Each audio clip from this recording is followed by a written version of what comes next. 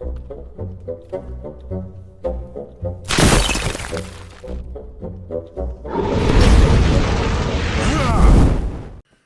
everybody, it's me, Riffraff Hornhelm, and I'm back again with another presentation from the Dwarven Vault.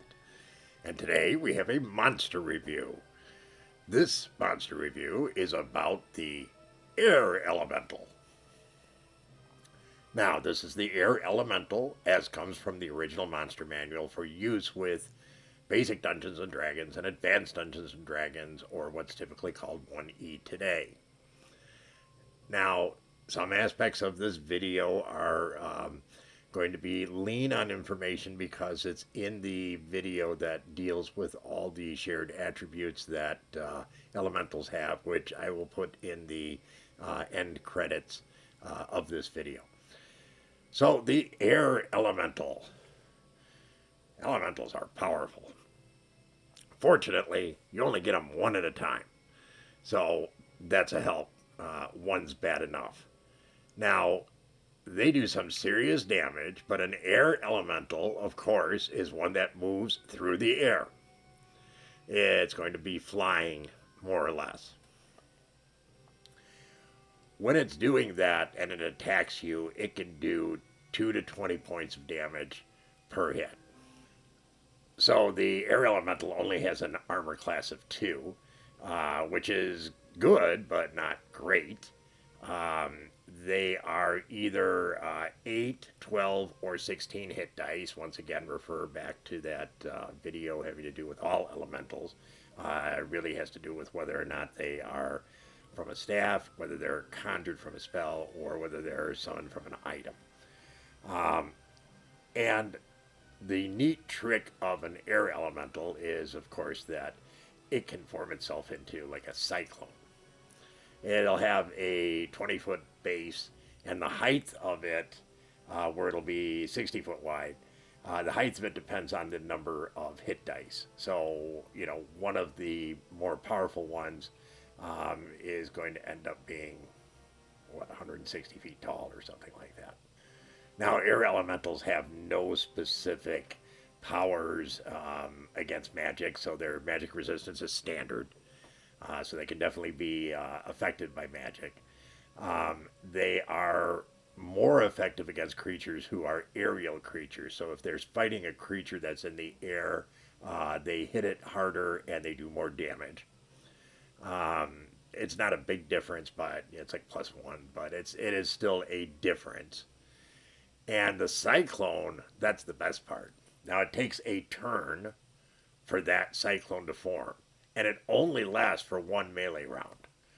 But anything that's in its path that's under 4 hit dice gets swept away and killed, and anything above that takes 2 to 16 points of damage.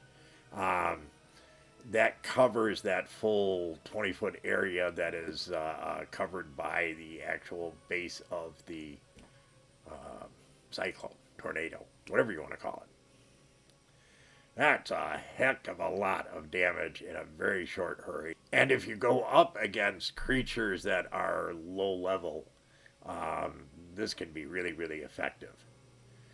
Now, these creatures obviously have some vulnerabilities. They're not going to be as effective in a medium where air does not exist. You're not going to be able to conjure one underwater or something like that. And they are certainly nice because they're one of the few elementals that doesn't have to have something that's more difficult to find. And by that I mean you have air. If you have air, you're able to create the elemental. Much the same with earth. You're more likely to be close to the earth or have earth available, so creating an earth elemental is pretty straightforward. But you may not be in the middle of a lake. And creating a water elemental is a lot more difficult if you're not in its element. The same applies to fire. So, a very, very effective creature.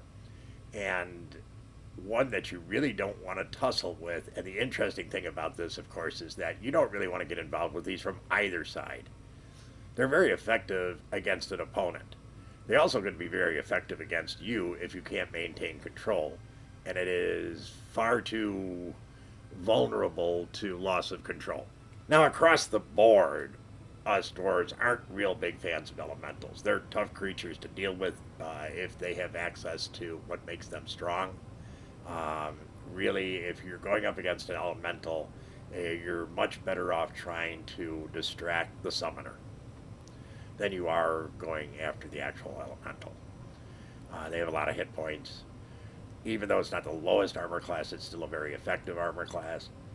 And it's one that it can really screw up your day if it's able to concentrate on you and turn itself into a cyclone. So I think it's a very, very effective creature. And of course, as a dwarf, I mean, we don't want to get anywhere near these things. The ones that we, for obvious reasons, seem to run into more often tend to be either the earth elementals or the fire elementals. I've seen some pretty amazing things happen at a dwarf forge with a couple of fire elementals that had been let loose in succession. That was pretty nasty. But that's a story about fire elementals, and of course here we're on the air elemental. It's not something that we're going to run into frequently in the dwarven world. Now, of course, I had to go out and talk to the greater Hornhelm community and ask them about this particular creature and rating it and all this kind of good stuff. And the air elemental from the dungeon master standpoint, yeah, that got a pretty good rating, especially for the conjured ones. If they were being used by the DM against a party. They said it was a lot of fun. That people often forgot the real thing that you needed to do with any elemental, which really comes down to not attacking the elemental, but attacking the summoner. Just even if it's just to distract them, because that's all you need. So from the DM standpoint, they gave this a nice solid 6. And some of you might say, hey, only a 6? I mean, this could be up to 16 hit dice. Yeah, still only a 6. They are vulnerable to magic.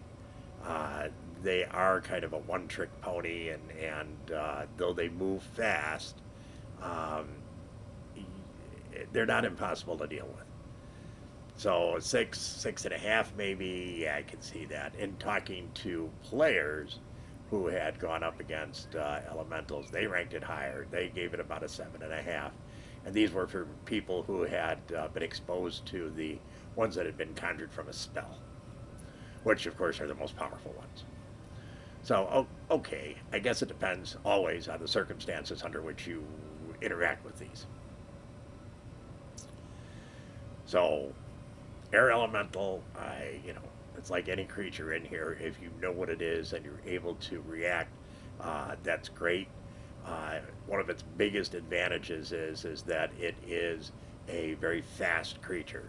Being able to move that distance in a single round, that's pretty effective. No two ways about that. And of course, remember, elementals are here and they're not happy about it. They're stupid. They have low intelligence. And they very, very much resent being summoned into the prime material plane.